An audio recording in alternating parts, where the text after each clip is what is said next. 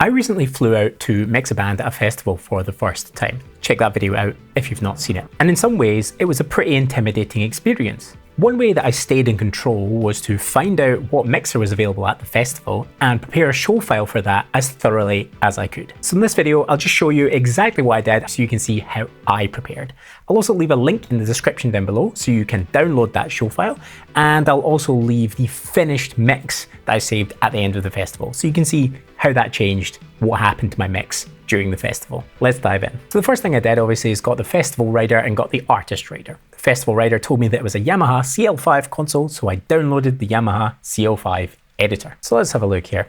So the first thing you need to do is you need to make sure that your system setup is set to be the CL5, right? Because that is the mixer that I had to use at the festival.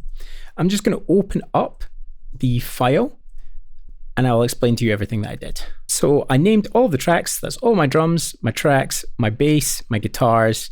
And then if I click over here, you can see I have my vocals sitting over here. And then I also stuck a channel in there for talkback, just in case I needed it. I didn't. Next thing I did is I grabbed the channels and I color coded them. Really easy to do. You select there, you click up here, and then you can color code them. Similarly, naming them is fine. You just double click on the name. Quite intuitive, unlike the rest of this editor. I headed over to my stereo returns so I could rename them to get my effects. Where are we? Stereo inputs. So I had a hall, a room, a plate, and a delay. That's actually just the default, I think, that comes loaded in the Yamaha, and I changed some of the settings for that. I'll talk to you about that in a second. Once I had named everything, I needed to link the channels that I needed linked. So the overheads here, they're linked together, and so are the tracks. And I did that by just heading up to Windows and going to Group, Link, and then Channel Link. And then you just see the channels down here. 9 and 10 are my overhead, left and right. So I just clicked and selected A for them. And then 13, 14 are the tracks. And so, 11 and 12 are the tracks. So they are going to be B. This is what I'm going to be connecting up on the festival site. Now I want to get some DCAs ready, right? Because you can see this is across 2 different layers. I don't want that. I want most of the control to be just on a few faders here. So we go to Windows, Group Link, DCA group, and then you get this nice little grid here. And you can see all my drums, that's my first 10 channels. They're all going to be in DCA 1. I clicked on this here and I renamed it drums. Similarly, bass, that's my 2 bass mics, going to be DCA 2. Guitars, that's my 2 guitar mics, going to be DCA 3, renamed over here. Tracks, yeah, maybe you don't like me having my tracks over there, but I touched the tracks less than I touched the other ones, so tracks are always 4 for me. So that's 11 and 12, and then so on, so on. Here are my vocals, there in my vocal DCA, and also I included my talkback in my vocal DCA. I don't know why. Then I had DCAs for my effects, my plate, my room, and my delays. And if I remember correctly, that is the return for the plate and room and the send for the delay. So that's stereo ins, that's my returns, yeah, and that's right. And down here in the second window here, the delay, you can see it is the send, the actual mix itself, which goes to the delay unit. One thing I forgot to do is I forgot to name my effects sends. So I'll open up my mixes and I'll go to mix 17 to 24, and you'll see these are the ones that I am using to send to my effects units. And I've named them hall send, room send, plate send, and delay send. I've turned them up and I've turned them on, so they are ready to go whenever I choose to send something to these buses, they will get to the effects. Similarly, on my stereo inputs, these are also turned up and on. So the next thing I need to do is I need to go to the effects rack then. And if you open up virtual rack here, you can tab between graphic EQs, which I'm not using, and the effects. And then I can go into the effects here by double clicking on them. And then I can adjust any of the settings. So I set up desired reverb times and stuff in these effects in this show file. So all I need to do is send to the desired effect and I get what I need. So another thing I did is I head to the premium rack, right? And I set up a dynamic EQ and I set up a multi-band compressor in case I want to use the multi-band on the master, on the drums, or on a vocal, and the dynamic EQ I have intended to use on the vocal. And then what I did is I set up the insert point sending into this dynamic EQ to be the main vocal, which I know is going to be vocal 2, and then insert return also on the main vocal. And then I can head over to that main vocal, vocal 2. I can head to my insert point and I can turn it on By double clicking on this EQ bit here, you can actually bring up the sort of full view of the channel selection.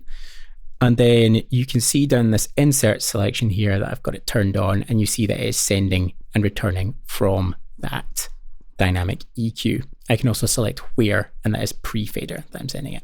So the next thing that I did before saving the file ready to go to the show is I went through the EQ and the channel strip for every single channel, and I set up some basic settings. So like I might want a little bit of a high pass filter on my kick drums. Maybe I will, maybe I won't.